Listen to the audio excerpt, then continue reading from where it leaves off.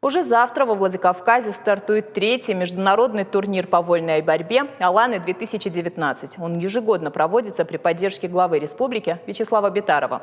На этот раз в турнире примут участие вольники из 25 стран мира. Это спортсмены из России, США, Ирана, Монголии, Турции и Греции. В первый день турнира пройдут предварительные и полуфинальные поединки во всех весовых категориях. Имена победителей и призеров станут известны 8 декабря.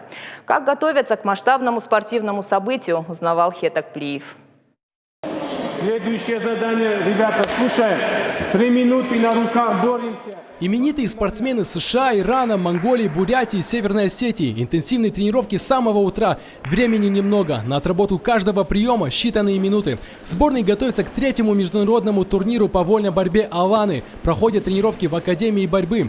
Олимпийский чемпион из США Кайл Снайдер считает самыми сильными соперниками осетинских борцов. Но и в своих силах уверен. Говорит, будет в финале. Хорошие ребята, хорошая техника. Yeah. This has been one of the toughest tournaments in the past 2-3 years, so that's why we're here. And I'm not sure who is here in regards to competitors, but I'm sure some of the Russian athletes will be the best. I think so. Аланский турнамент – это примерный турнамент в мире, и он не знает, кто будет соперник в финале, или он получит финал.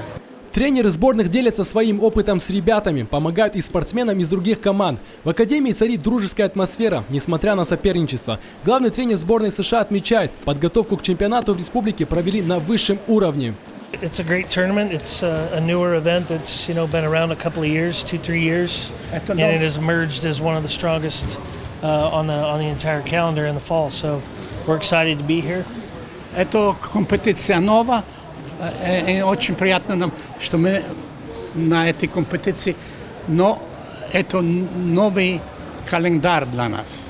Чемпион мира по вольной борьбе Хетак Цаболов признается, перед поединком главный настрой. Волнению на ковре не место, отмечает спортсмен. В своих силах уверен, тем более в родных стенах.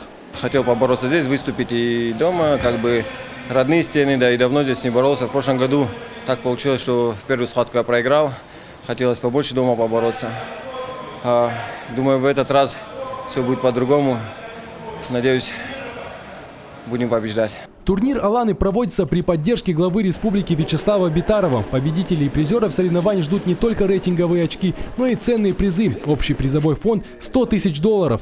Министр физической культуры и спорта Алан Хугаев говорит, что проведение такого турнира – хороший опыт для северостинских борцов. Благодаря Вячеславу Зинхановичу Битарову у нас в республике проводится такое крупное мероприятие, как турнир «Аланы», который собирает очень большое количество именитых спортсменов, звезд спортивной борьбы, это олимпийских чемпионов мира, что немаловажно для нашей республики, для нашего будущего поколения, чтобы они воочию видели этих звезд, скажем так, мирового спорта. Турнир продлится 2 дня. 7 декабря пройдут предварительные и полуфинальные схватки. 8 числа состоится торжественное открытие и финальные поединки. До турнира осталось совсем немного времени. Манеж турниру почти готов. Остались последние штрихи. Схватки будут проходить на 3 коврах. Чтобы болельщикам было удобно смотреть, установили экран. Масштабное спортивное событие начнется уже завтра в 10 утра. Вход бесплатный.